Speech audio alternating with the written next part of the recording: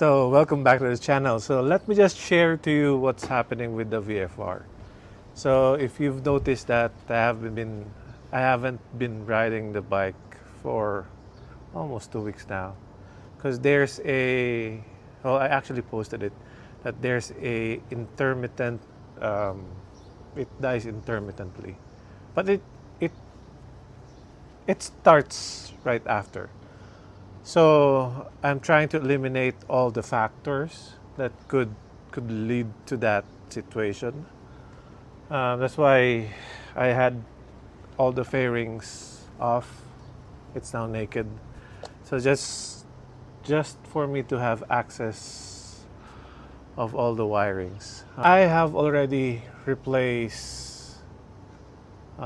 This is, I think, main fuse B.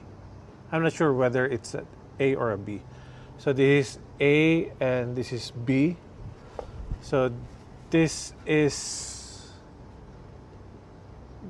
well, you will notice that if you pull this off, your pump will not work.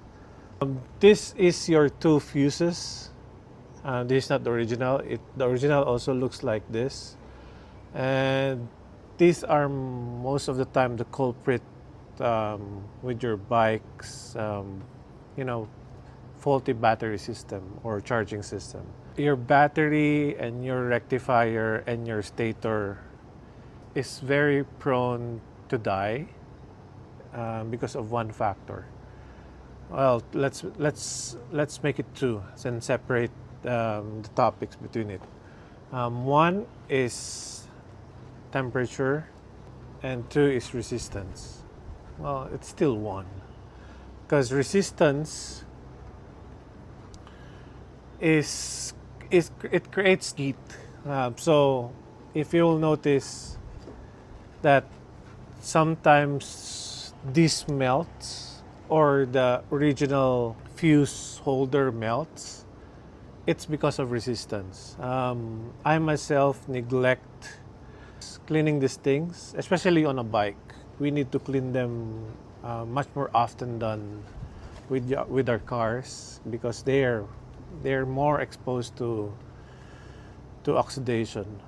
So that's why this is already changed, because I kind of think that it could be one of the factors. This is just laying around in my garage, but if I would I would choose the MIDI fuse, because that's much more secure. Both lines are bolted on, not like this where it's just pushed on. This is where your charging system goes. Now, if you notice that your battery charging is a little bit low, not very low, a little bit low, then you have to look at this, because anytime this is loose, then your charging will not be up to par. It won't perform well. Now, this fuse goes to the fuse box. So if you can see, this has already melted, and I already depinned it, because I am going to put a better female connector, because this is the one that supplies to your fuse, so it takes a lot of amperage. So I want it to be a better connection on the source, which, if you will see, it's melted. Again, resistance, it creates heat, so there was probably resistance on this, because we're concerned about charging system also. In this video, we want to get rid of all the factors that destroys our rectifier, our stator, and our battery. The stator, it's just 3 connections, and the reason why it burns up is 2 things. Again, it's temperature and resistance. Now, the resistance happens on the connector, so that the 3 yellow connectors, and then the heat moves to the stator, and later on it will break the, what do you call it, like this one, the insulator.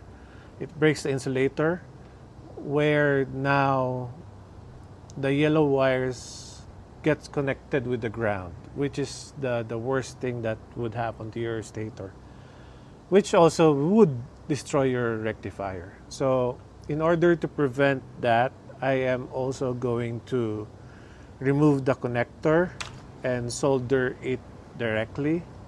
Now, if I have the funds, I would actually just prefer to buy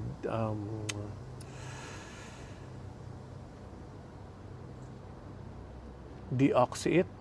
I cannot remember, but I was planning to buy it because oxidation creates resistance.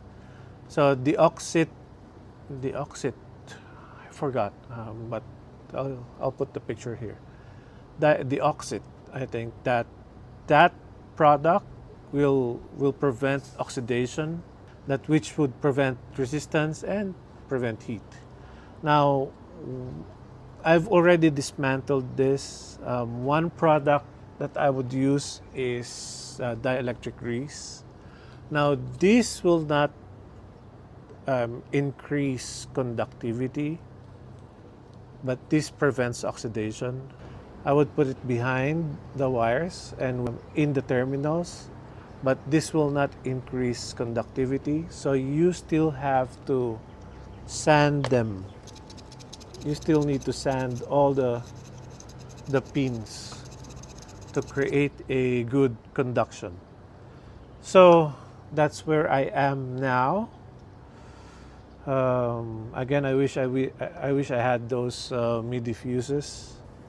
With heat, we have to look at two more things: amperage and your battery.